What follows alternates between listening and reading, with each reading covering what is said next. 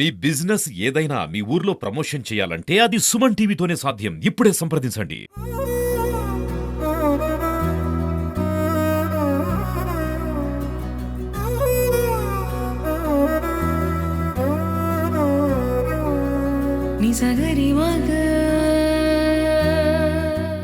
Welcome to Suman TV. నేను మీ సుప్రసాద్. ప్రస్తుతం అన్ని వయసుల వారిలోని ఆరోగ్య స్పృహ పెరుగుతుందని చెప్పుకోవచ్చు. అందుకు తగ్గట్టుగానే ఆహారంలో మార్పులు వస్తున్నాయి.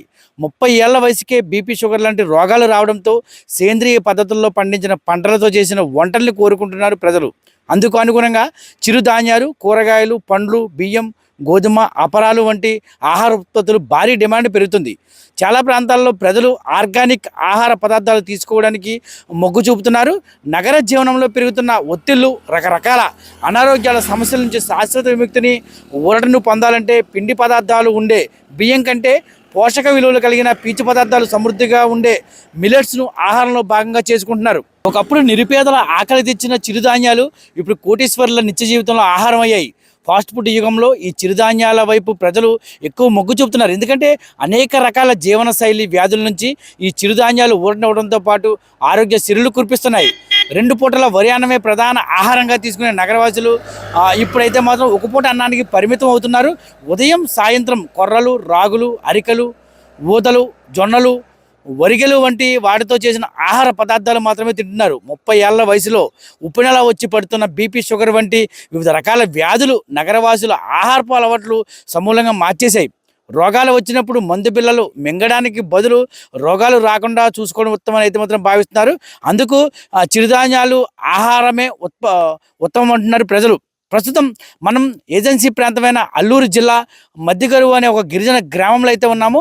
ఇక్కడ ప్రతి గురువారం కూడా గిరిజనుల సంత జరుగుతూ ఉంటుంది. ఈ సంతలోని చిరుధాన్యాల సంతనే చెప్పుకోవచ్చు. ఎందుకంటే ఈ సంతలో ఎక్కువగా చిరుధాన్యాలను, అలాగే అటవీ ఉత్పత్తులను, అలాగే వివిధ రకాల పప్పు దినుసులను కూడా ఇక్కడ తీసుకొచ్చి చేస్తున్నారు. ఎందుకంటే ఈ చిరుధాన్యాలు దాదాపు ఏజెన్సీ ప్రాంతంలో అన్ని గ్రామాల్లో కూడా గిరిజనులు పంటగా సాగు చేస్తూ ఉంటారు. ఎటువంటి పురుగు మందులు కొట్టకుండా ఆర్గానిక్గా ఈ పంటలను పండిస్తూ ఉంటారు. ఇలా పండే పంటలు వారు రోడ్డు పక్కన సంతల్లో చిరుధాన్యాలను రాసులుగా పెట్టి అయితే మాత్రం విక్రయిస్తూ ఉంటారు. అయితే ఈ ఆర్గానిక్ ఎరువులతో పండిస్తున్న ఈ చిరుధాన్యాలకు ప్రస్తుతం డిమాండ్ ఎక్కువగానే ఉంది.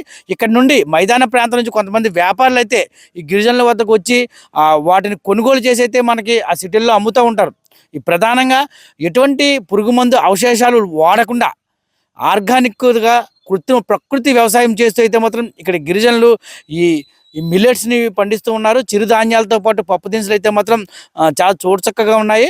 ఈ ప్రాంతానికి ఎక్కువ మంది అయితే మాత్రం వచ్చి ఇక్కడున్న ఈ మిల్లెట్స్ని తీసుకుని అయితే మాత్రం ఈ సంతలో కొనుగోలు చేసుకుని మైదాన ప్రాంతాలకు అయితే తీసుకువెళ్తున్నారు.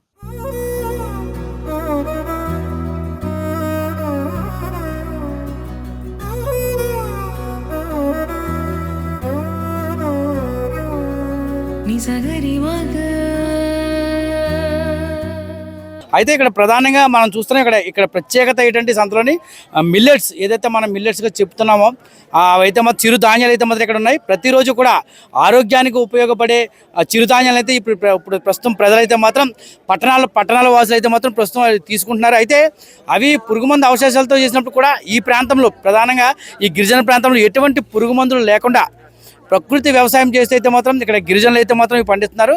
మనం ఆ షాపు యజమానురాలు ఏదో ఉన్నా ఒకసారి అడుగుదాం, మనం తెలుసుకుందాం.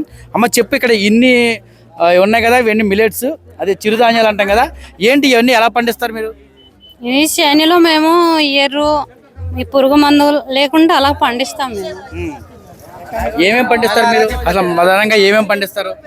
అది రాజమాలు, నేల చిక్కుడులు, తిమ్రేళ్ళు, కొండకందులు, అలసాందులు, బొబ్బార్లు అలా పండిస్తాము. ప్రతి వారం ఇలాగ ప్రతి గురువారం సంతకు చమ్ముతారు, ఇంకెక్కడన్నా పట్టుకెళ్తారు? ఇవి పాడేరు పట్టుకెళ్తాము. జీమడుగులు, అన్నారం, మద్దిగారు. ఎలా ఉంది రేటు? బాగానుందా మీకు? మీరు కష్టపడి పండించిన దానికి రేటు బాగానే వస్తుందా? పర్లేదు, బాగానే వస్తుంది. ఎక్కువ కొంటా ఉంటారు వీటిని? ఎక్కువ అంటే ఈ సీజన్ లో ఉంటాయి కదా మన రైతులకి అందరికి, అది ఈ సీజన్ దాటితే ఉంటాయి మాకు. ఈ సీజన్ లో మళ్ళీ ఉండవా? ఈ సీజన్ లో ఇవేంటి అసలు? ఇవి ఎర్రగా ఉన్నాయి కదా, అసలు ఏంటవి? రాజ్మా. ఎలా వండుకుంటారు అవి? అది సాయంత్రం నానబెట్టేసి ఉదయం వండుకోవాలి. అది బఠానీలు వండుకుంటారు కదా కింద వాళ్ళు, సేమ్ అలాగా వండుకోవాలి. ఈ పక్కన ఇవేంటివి? తిమ్రెలు. తిమిరెలు అది అంటాం. ఎలాగా? అది నానబెట్టేసి అది వండుకోవాలి. అది ఈ బొబ్బట్లో వేస్తారు కదా, బొబ్బట్లుగా అది పనిచేస్తాయి. ఇవి ఇవి ఏమంటారు వీటిని? ఇది సామబియ్యం. సాంబియ్యం. సామబియ్యం అది ఉప్మా చేసుకోవచ్చు, పాయసం చేసుకోవచ్చు, జావా చేసుకోవచ్చు. అది అన్నం కావాలంటే అన్నం మార్చుకోవచ్చు. మీరు మీరు రెగ్యులర్గా ఇవే తింటారా, అన్నం ఏమైనా తింటారా? అన్నం తింటాము, అది అప్పుడప్పుడు ఇది తింటాము. ఆ.